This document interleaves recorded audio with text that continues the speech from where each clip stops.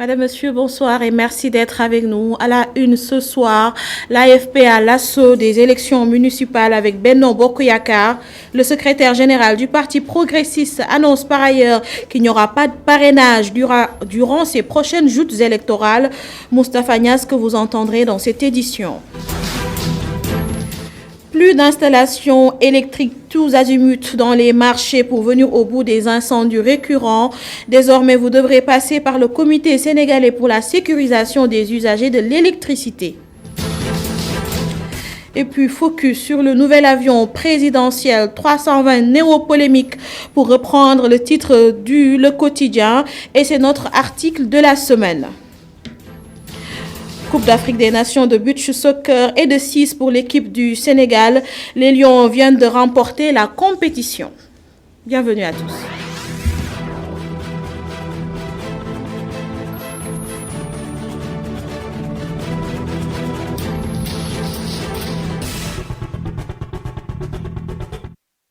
Il n'y aura pas de parrainage aux élections locales, affirmation du président de l'Assemblée nationale en marge d'un séminaire du parti qu'il dirige.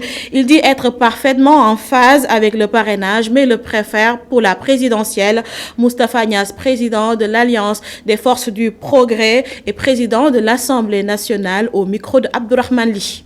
Moi, Moustapha Niasse, et le parti que je dirige depuis 22 ans, nous sommes pour le parrainage dans son principe.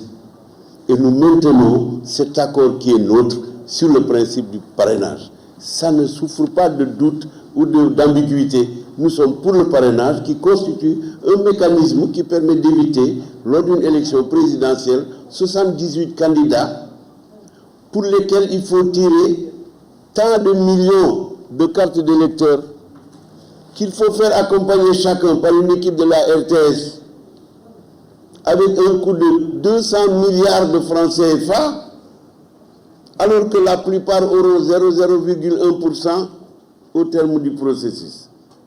Le système du parrainage est une sorte de tamis politique pour tout de même identifier les candidatures qui sont les plus réelles, qui reposent sur des bases solides. Donc le parrainage, nous sommes pour, et nous sommes pour son maintien.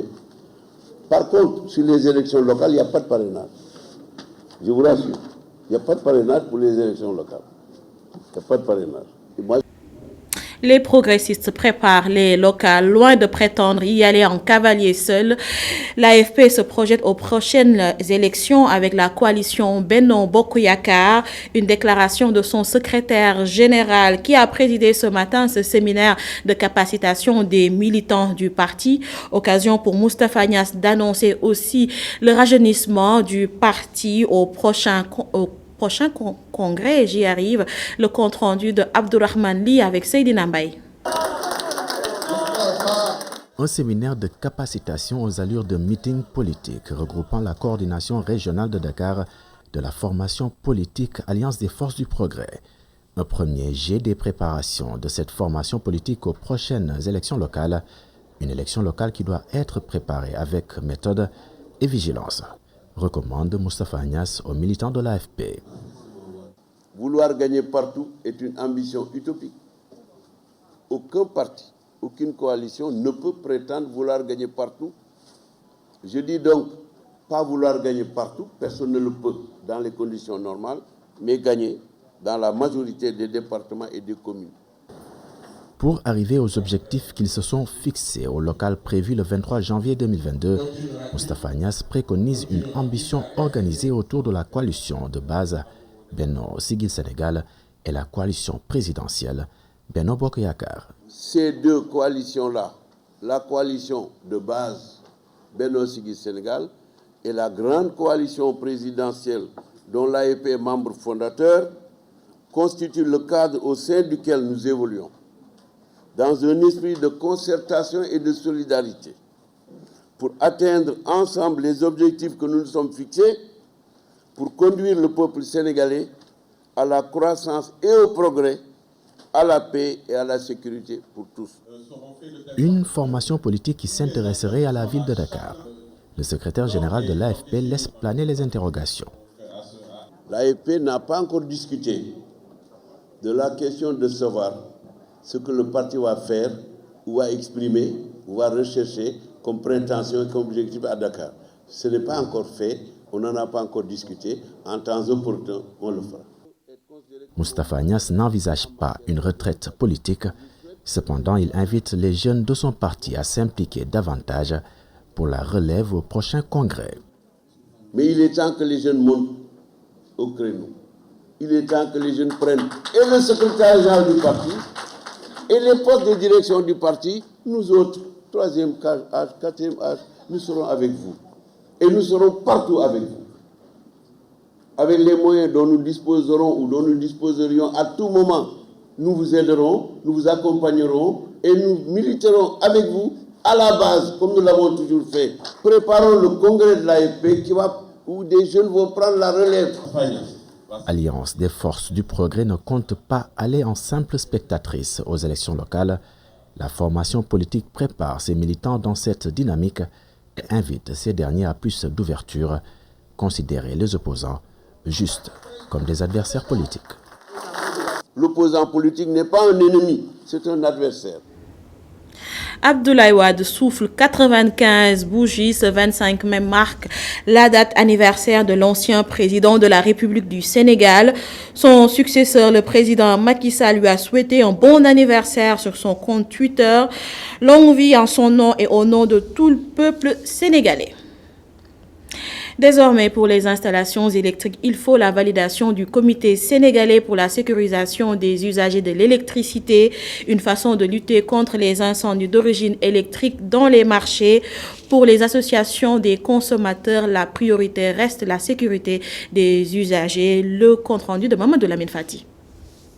L'éradication des accidents électriques passe forcément par une bonne installation. C'est pourquoi le Comité sénégalais pour la sécurité des usagers de l'électricité a mis en place un système de contrôle et de vérification des installations électriques. C'est pour éradiquer les accidents d'origine électrique que l'État a rendu obligatoire le contrôle des installations électriques intérieures. Avec la protection civile, ils ont dit qu'à peu près, on pourrait dire que 60% des accidents d'origine électrique sont dus à des installations non conformes. Ce sont des installations non conformes qui causent la plupart du temps les incidents dans les marchés. La sécurité des consommateurs doit être une priorité avant même de penser à la distribution de l'électricité. C'est du moins l'avis de l'association des consommateurs, représentée par Imam Youssouf Assar. Nous, en tant que consommateurs, nous chargeons de la protection des intérêts des consommateurs et de la prise en charge de leurs préoccupations. Maintenant, nous pensons que tout ça, avant de le faire, il faut être là.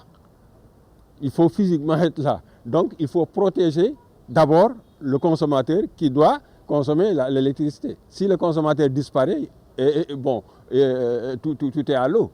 Donc, il s'agit d'assurer la sécurité du consommateur. C'est important, donc cette sécurité-là est primordiale par rapport à tout ce que nous faisons, la sécurité et l'intégrité physique. Donc vous savez que chaque fois dans ce pays, on ne passe pas une semaine, 2 semaines où il n'y a pas d'incident de nature à compromettre la sécurité des gens à partir de l'électricité. Dans les marchés, dans les installations au niveau domestique, etc. Donc voilà, il faut absolument qu'on fasse de telle sorte que cette protection existe avant de parler même de la fourniture de l'électricité.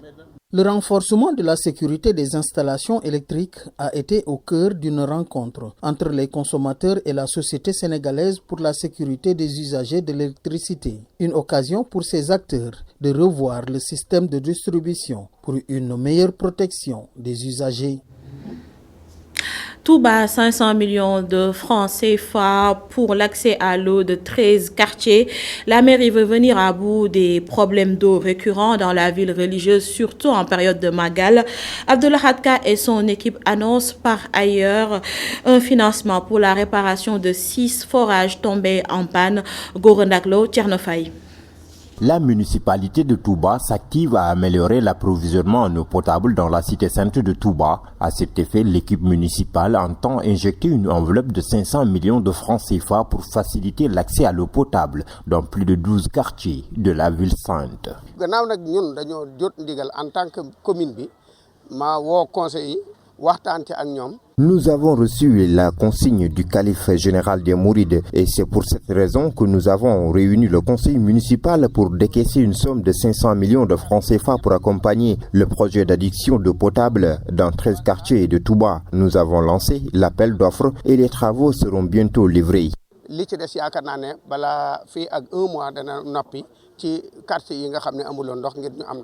Concernant la réparation des 6 forages en panne, le maire de Touba rassure.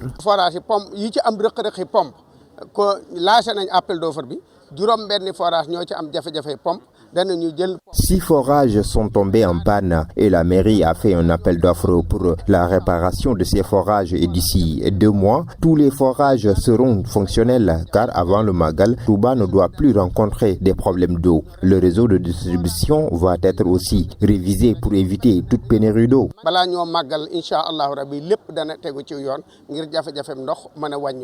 Ainsi, le coordonnateur du comité d'organisation du Grand Magal de Touba profite de la tribune pour sensibiliser la population des quartiers concernés.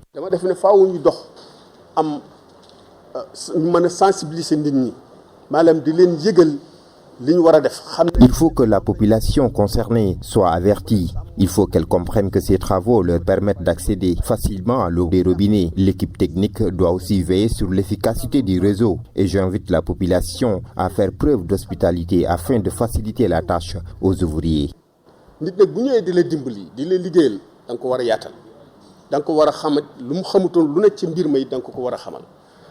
À Touba, les autorités municipales et administratives se penchent déjà sur la question du liquide précieux, d'où le lancement du programme de mise en œuvre du plan d'action d'approvisionnement en eau potable. Kaolack, cri de cœur des artisans. Selon eux, le village artisanal est laissé en rade entre le manque de clients et de visibilité. Ils sont confrontés à d'énormes difficultés. Ces pères de famille peuvent rester des jours sans voir d'acheteurs. Leurs doléances recueillies par Mam Seynabou Babou et Augustin Mandan. Dans cet espace à découvert se côtoient différents corps de métier. Bijoutiers, cordonniers, couturiers, sculpteurs, tisserands entre autres. Un endroit immense, vide de monde. Bienvenue au village artisanal de Kaolack. En croire Alioune Badara Sow, secrétaire général du comité de gestion, leurs activités marchent grâce au tourisme. Vraiment, les activités coïncident avec l'ouverture de la saison, touristique qui débute généralement d'octobre jusqu'au mois de mai. C'est de ce moment que les activités généralement sont plus florissantes. La majeure partie de la clientèle, ce sont des touristes. Il y a quand même des Sénégalais qui viennent ici, des gens qui vivent à l'étranger, qui viennent acheter des cadeaux. Il y a aussi des Sénégalais qui viennent ici faire des commandes au niveau des bijoutiers ou bien des sculpteurs ou des teinturières. Comme tous les autres secteurs, les difficultés ne manquent pas dans ce centre.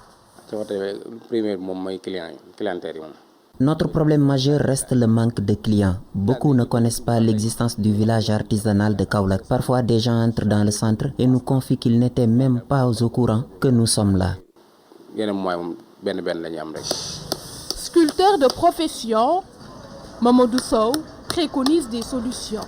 Suñu village artisanal dañoo am problème mu touriste parce que dans notre village on a un problème de touristes. La région de Kaolack est un carrefour, donc à chaque fois des gens passent par Kaolack mais ne passent pas visiter le village artisanal. Sur la carte postale, il n'y a que le marché central de Kaolack et peut-être la mosquée de Medina Baye, mais le village n'y figure pas. Pour les solutions, il faudrait que les gens qui ont en charge les cartes postales font tout pour que notre village y figure. Créé depuis 1973, ce village a pour vocation de promouvoir l'artisanat. Cependant, ses occupants se plaignent de la rareté des clients et du manque de visibilité. Leurs principaux clients sont les touristes, même si ils ne les voient que rarement. Des élèves de la 5e promotion de l'École nationale d'administration pénitentiaire de Sébi-Ponty à l'École des droits humains. C'est dans le cadre de la mission de prévention de la torture et des mauvais traitements à l'initiative de l'Observateur national des lieux de privation de liberté, Babacar Seck. 88 élèves de l'École nationale de l'administration pénitentiaire de Sébi-Ponty vont être formés pendant 2 jours en droits humains. Cette session de formation est faite en partenariat avec Amnesty International Sénégal. La raison qui nous amène ici, c'est de former justement ces cadres-là, et ces élèves et cadres, et afin que la culture de la protection des droits humains soit une culture bien ancrée, et qu'ils le comprennent, et que leur comportement soit en adéquation avec cette culture, afin qu'on ne parle plus ni de torture, ni de mauvais traitements, ni de traitements indignes, inhumains ou dégradants. L'État du Sénégal est très attentif au respect des droits humains en milieu carcéral. Donc il est très important en fait aux yeux du gouvernement de pouvoir respecter le droit. Et comment pouvoir respecter le droit?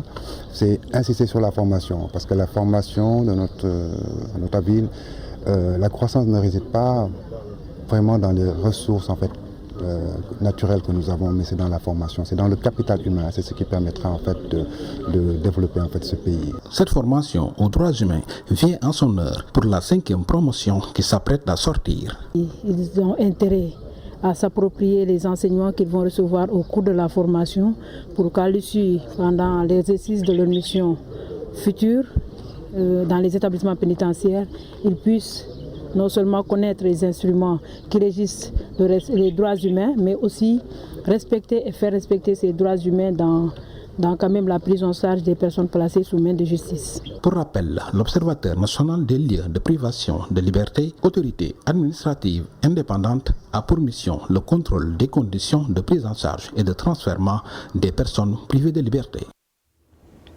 Éducation, des lenteurs administratives persistent malgré la dématérialisation. Le secrétaire général du SAEMS déplore la situation. Saourou Sène s'est prononcé sur le report des examens tout en revendiquant l'autonomisation de la pension de retraite et la réforme du BFM.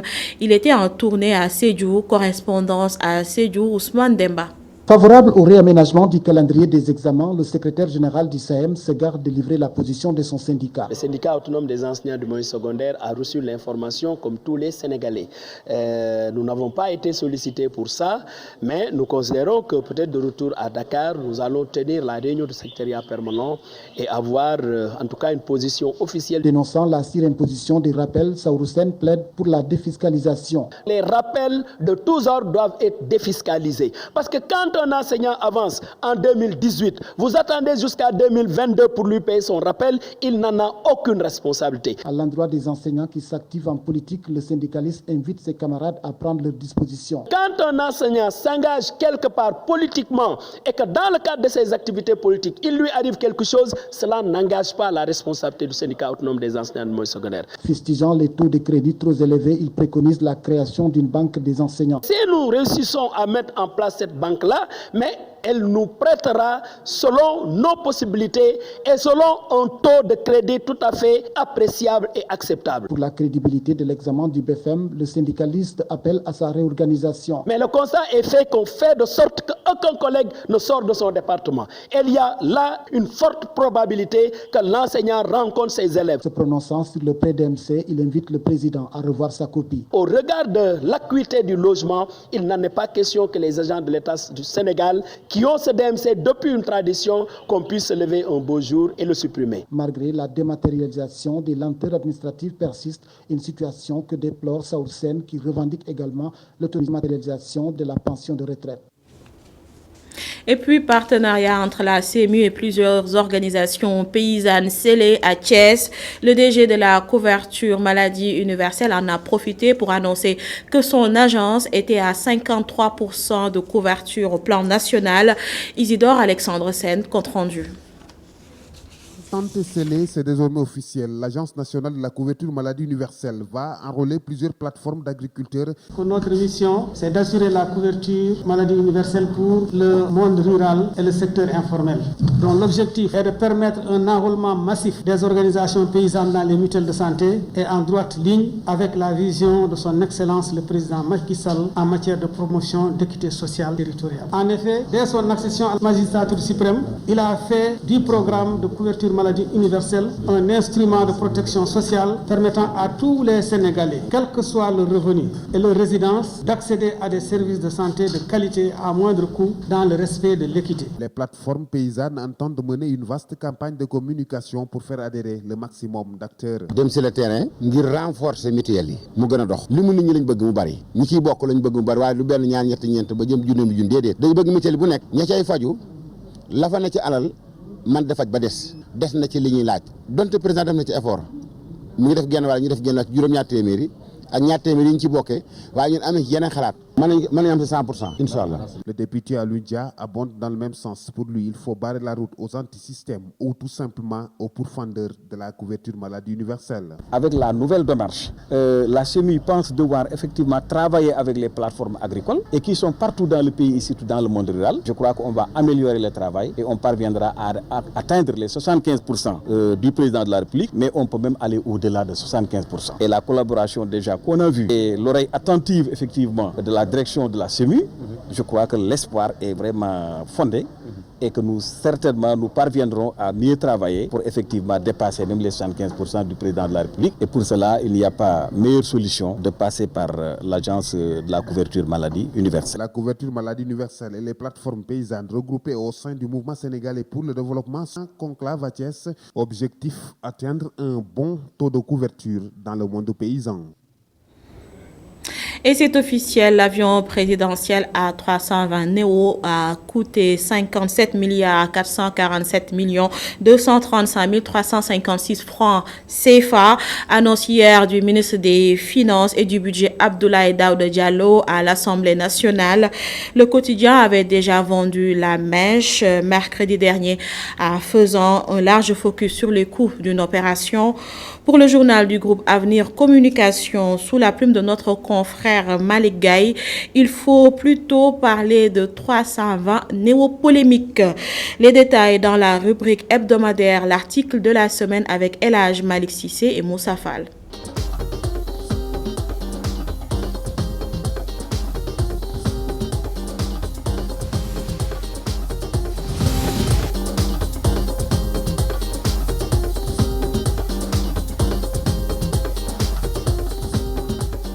L'achat d'un nouvel avion de commandement présidentiel A320 Neo 9 en remplacement de l'appareil A319 sera réceptionné le 16 juillet.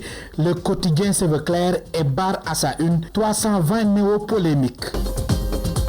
Sur le plan purement sécuritaire, je pense que c'est une bonne chose que le président de la République soit doté d'un avion de dernière génération. Par contre, ce qui me dérange un peu, je dirais, c'est l'opacité qui entoure la chose. Parce qu'on nous a envoyé un communiqué pour ne rien dire à la fin, quoi. Sur le plan sécuritaire, comme je l'ai dit, c'est une bonne chose. Ça peut se comprendre. Parce que quand même le président de la République a besoin de toutes les commodités pour faire son travail comme il se doit. Donc avoir un avion, je pense que ça entre dans l'ordre naturel des choses, quoi. Mais sur ce contexte-là aussi, on peut se poser certaines questions parce que récemment, il a demandé aux fonctionnaires de se serrer un peu, de serrer le coude un peu pour pouvoir faire des économies. On se réveille un bon jour et on nous envoie un communiqué disant que le chef de l'État va se payer un nouvel avion. Un montage financier qui intrigue mon confrère. L'auteur de l'article émet déjà des interrogations sur le coût. Dans un premier temps, se poser la question de savoir pourquoi rester jusqu'à 2 mois, à 2 mois de livraison pour nous faire un communiqué pour dire que bon, voilà, on va recevoir un avion. Pourquoi ce timing-là? Et sur le communiqué, on nous apprend rien en fin de compte. C'est de l'historique. Ensuite, on nous dit que l'avion sera réceptionné le 16. C'est-à-dire c'est juste un communiqué simple qui qui n'a presque pas d'éléments, quoi. À part la date de réception, il n'y a presque rien dans le communiqué, quoi. On aurait aimé qu'il nous parle un peu du montage financier. Est-ce qu'on a vendu l'ancien avion pour solder une partie de la nouvelle acquisition? Qu'en est-il du montage financier, les négociations? Pourquoi ce timing, quoi? Pourquoi attendre jusqu'aujourd'hui pour nous donner ces informations, quoi? La 320 Neo acquis à 57 milliards de francs CFA, tout compris. La Pointe Sarène vendue à 5 milliards. Voilà les coûts d'une opération révélée par le journal Le Quotidien. Sur le site de l'avionneur, le prix standard, c'est pas moins de 60 milliards, quoi. C'est 57 et quelques milliards.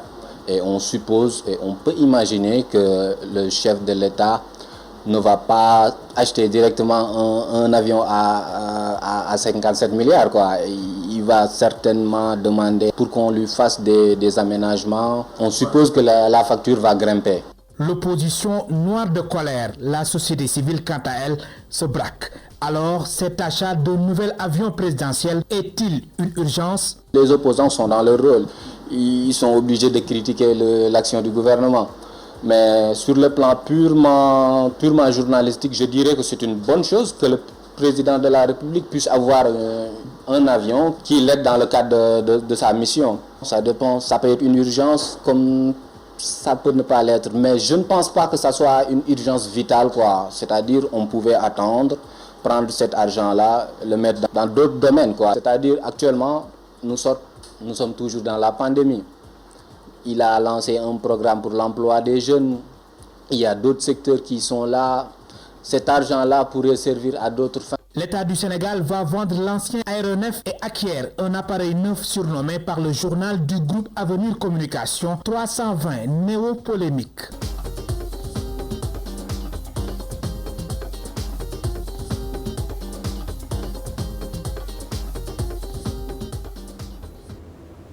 Le Sénégal a remporté cet après-midi la Coupe d'Afrique des Nations de Beach Soccer édition 2021 en venant à bout du Mozambique 4-1. Les Lions du Beach Soccer remportent ainsi cette compétition pour la 6e fois. En se qualifiant pour la finale de cette compétition, les Lions avaient obtenu leur qualification pour la prochaine Coupe du Monde de la discipline Russie 2021. C'est la fin de ce journal. Restez informés sur www.emedia.sn à 20h45. Retrouvez votre série Dérapage. On se retrouve demain pour un autre 19h45. Bonne soirée.